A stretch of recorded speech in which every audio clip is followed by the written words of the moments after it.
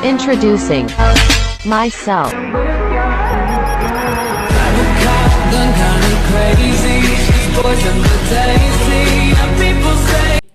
Baiklah, saya di sini akan mempresentasikan pokok bahasan pertama selayang pandang kegiatan ekonomi. Yang pertama, definisi ilmu ekonomi. Yang kedua, kegiatan ekonomika. Dan yang ketiga, tingkat pemahaman permasalahan.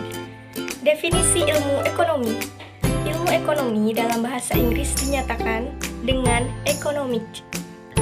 Bapak ilmu ekonomika adalah Adam Smith yang menulis buku tahun 1776 yang berjudul An Inquiry into the Nature and Causes of Wealth of Nation. Buku ini mengupas pertama kali persoalan-persoalan ekonomi secara sistematika yang terpisah dari persoalan filsafat dan agama.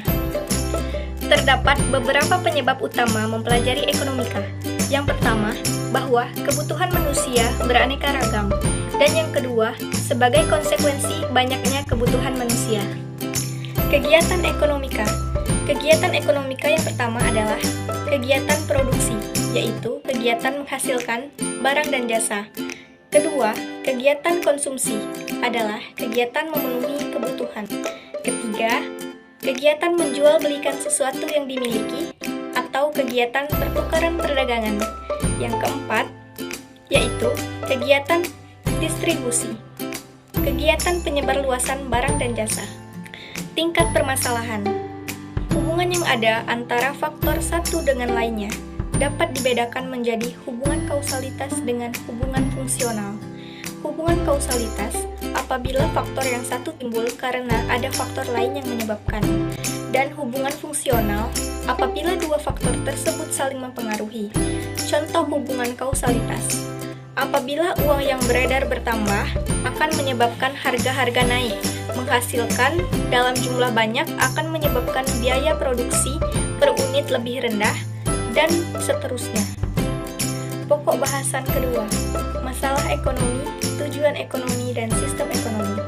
Masalah ekonomi. Permasalahan ekonomi misalnya ketidakmampuan membeli barang dan jasa, baik pangan maupun papan. Permasalahan yang umum dalam ekonomi adalah kemiskinan, pengangguran, dan penyediaan kesempatan kerja, serta inflasi dan lainnya.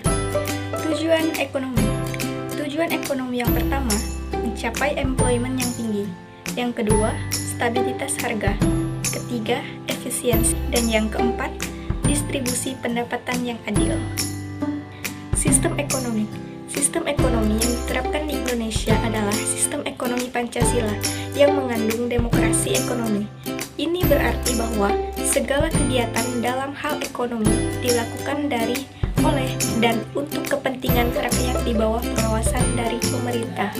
Pokok bahasan ketiga, produksi dan proses produksi. Kegiatan produksi dapat diartikan sebagai kegiatan menghasilkan barang dan jasa yang digunakan untuk memasukkan kebutuhan orang lain melalui pertukaran atau perdagangan. Proses produksi.